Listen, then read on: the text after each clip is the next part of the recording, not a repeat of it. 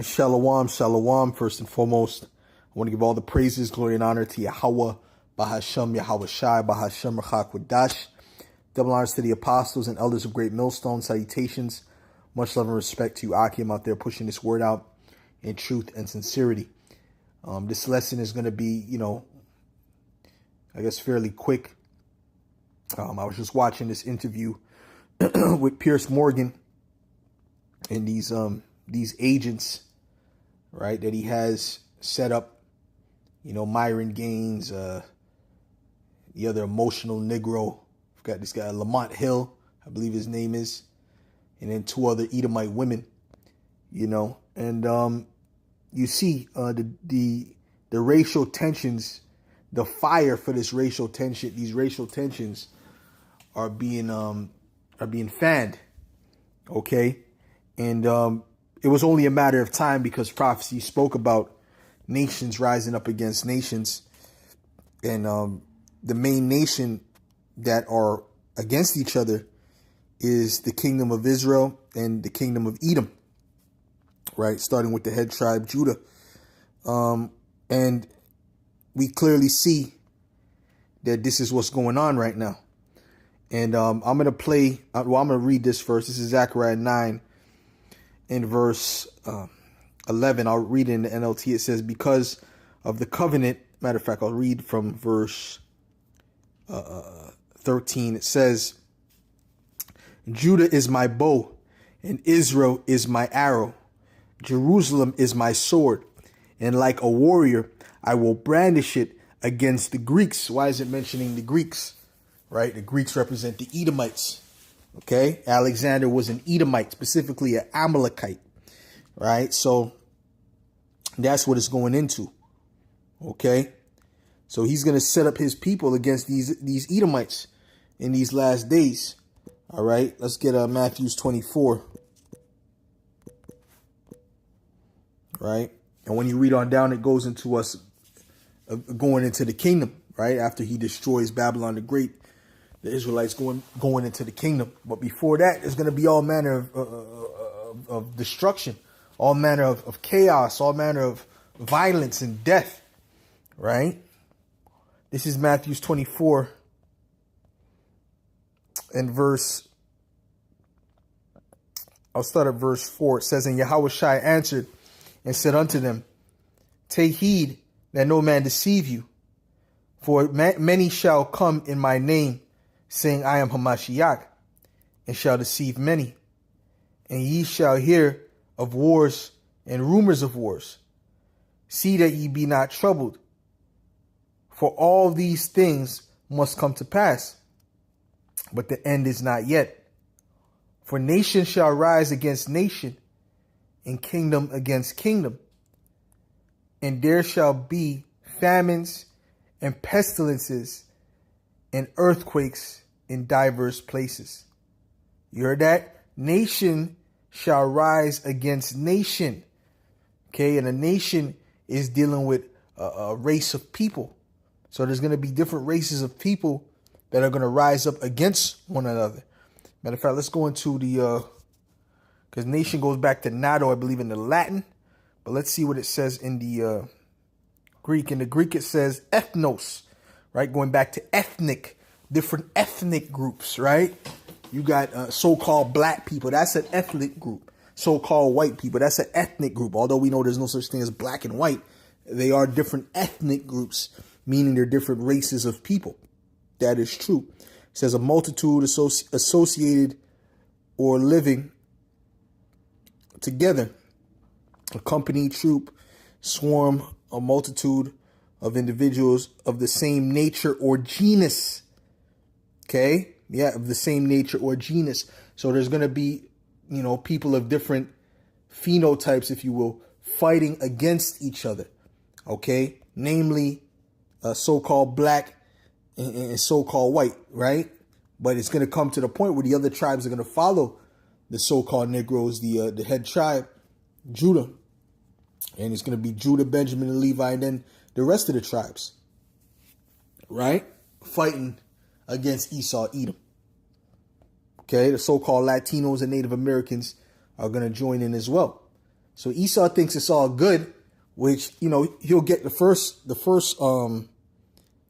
hits in because you know, Esau's prepared and he loves violence, but the Lord is going to turn up the spirit in Jake, right? When you read Isaiah the 19th chapter, these Israelites, their spirit is going to be turned up. Okay, it's Isaiah 19 and verse hold on, give me a second here.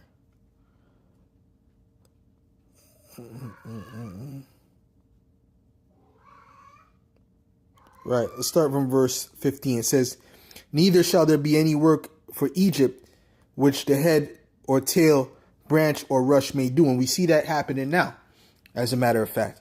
Okay, the jobs are being diminished because these ports are not bringing in anything really from China at all. So, you know, that has diminished a lot of work for the truckers, and, you know, these different retail stores are closing down, like the Bay.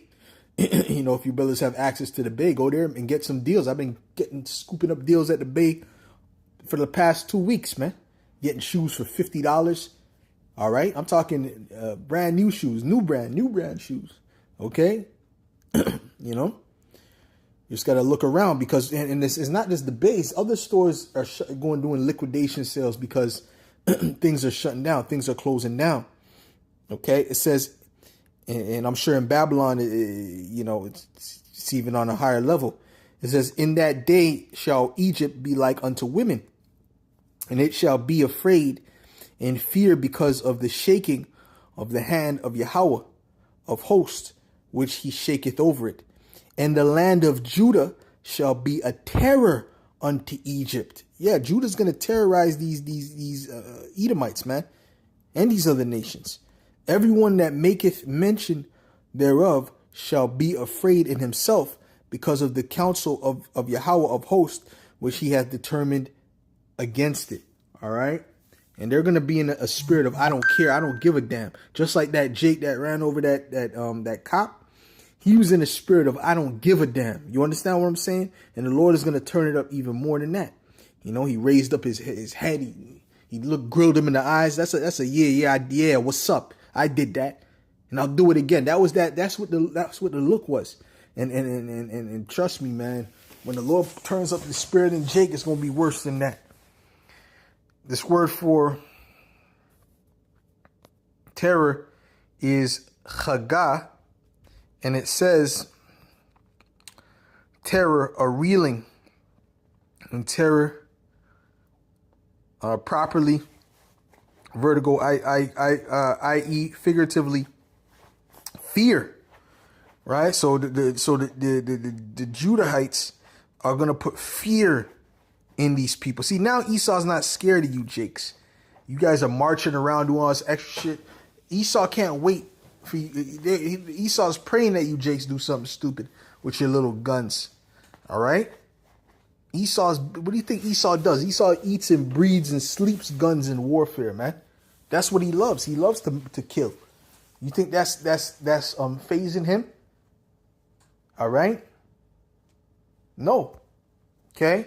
But, you know, after a little while, you know, when that spirit turns up in Jake, and Jake is in that I don't give a damn spirit about your bullets or anything like that, hey, man, you Edomites are going to see, man. You Edomites are going to see. Okay? You only have so much bullets and you can only load them so fast. All right? All right? And the Lord could keep the spirit in somebody to finish off, you know, to get to a person and finish him off. There's been Israelites that have been shot up multiple times and continued fighting. So you're going to see a lot of that as well. Anyways, let's get to this video real quick just to see what this Edomite says, you know, because now they're in that unapologetic spirit. Okay, which we don't mind that. We like that because this fake, politically correct, it made you Negroes believe that these devils have changed, which we've been telling you they're the same devil. They're just covert about it now, but now they're getting into the spirit of being overt. So expect more incidents, expect it to translate to violence. Let's continue. Here's the thing. White people have been under attack for years. It's been systematic racism. As much as black people and people of color want to talk about systematic racism in the United States, it's quite the opposite. They get preferential treatment when it comes to getting a job, when it comes to getting into colleges. White people, on the other hand have been... Which, Esau just spews out facts, so-called facts, without giving context or backing it up. If you're talking about DEI, white women benefit the most from DEI. Black people benefit like the least from DEI. And that has been proven and shown. So what is this Edomite slut talking about exactly? You know what I mean? And then she's talking about they're the victims. We told you these devils are playing the victims, man. Now they're in the victim mode now. They're in victim. So we're being discriminated systematically. Who runs this system? Let me ask you this question. Your own people. Your own white people run the system. So that means the top Edomites, they're oppressing you. So you should be mad at white people, not black people. Okay? Because you're the ones running the system and keeping your own people in that condition, if that is the case. All right? Getting attacked relentlessly. Look at 2016 and BLM and all the riots. We just had to sit back and watch people burn down our cities and do nothing about it. You crackers, you devils do that shit when they win a hockey game, man. When your team wins a hockey game, y'all be burning cars and flipping cars over and causing a riot in the streets and vandalizing shit too. Okay? There's videos of that. Okay? I know that for a fact. I remember when we didn't even win the cup. We just kind of got to the finals, and motherfuckers was breaking windows and entering into, and acting crazy. They had to bring the riot police out. Okay? Who do you think the main ones were rioting at those events? A hockey game. It wasn't Jake. Okay, it was you Edomites. So just miss me with all that shit. Okay, these devils are a bunch of liars, man. And it gets you frustrated. But you know what? We just need to counteract these lies with the truth. That's all we got to do. So the way to fight back against essentially this anti-white hatred that's been systemically, ingrained in U.S. society is with white unity. We don't see white unity on our side. Hang on. Okay, but hang on. Sorry, just to be clear, this has got nothing to do with anything you've just said. This is a disgusting racist woman who repeatedly spews the M-word, first at a young child, and then at the person taking the video of her. And don't let this nigga Piers Morgan fool you. He's a racist too. He's a starch racist too. He's playing a role. These people are all playing roles that you see on the screen. They're all agents playing their role, man.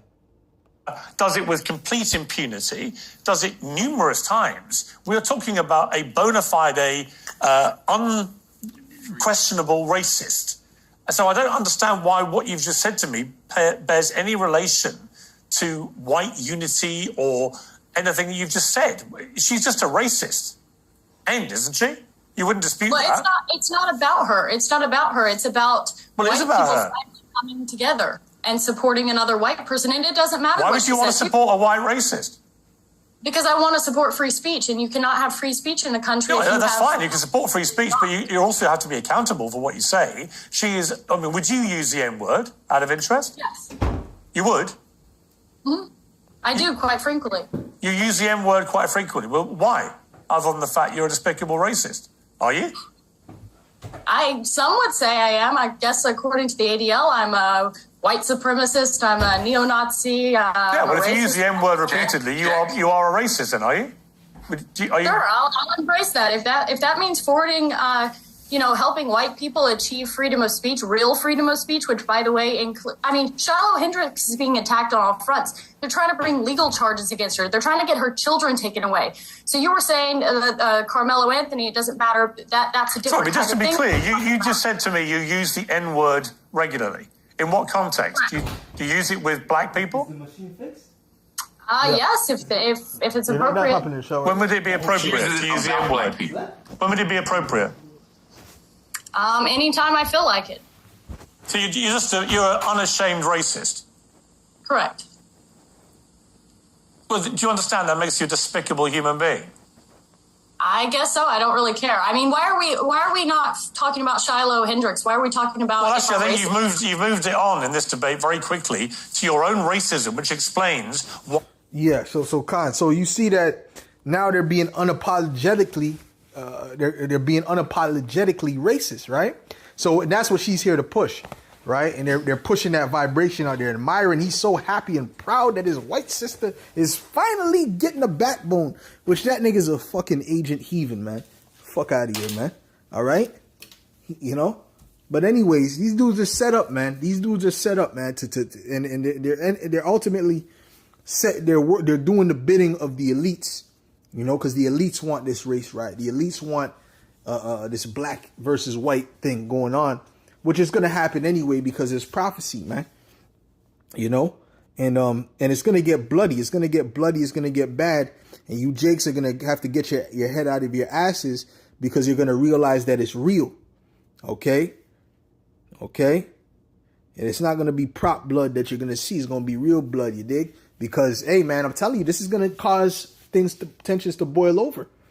And you know, Jake is going to get angry. Esau's ready to attack. So when these things start to happen and it becomes trending, hey, man, it's going to be nothing for Esau to get down and dirty, man. You know, it's going to be nothing. And then you Jakes are going to have to wake up, man. All right. So Lord willing, this is edifying to the elect. Now give all praises going on to Yahweh, Bahashem, Yahweh Shai, Bahashem, Chakudash. The belongs to the apostles and elders of Great Millstone. Salutations. Much love and respect to you, Akim, out there pushing this word out in truth and sincerity. Shalom.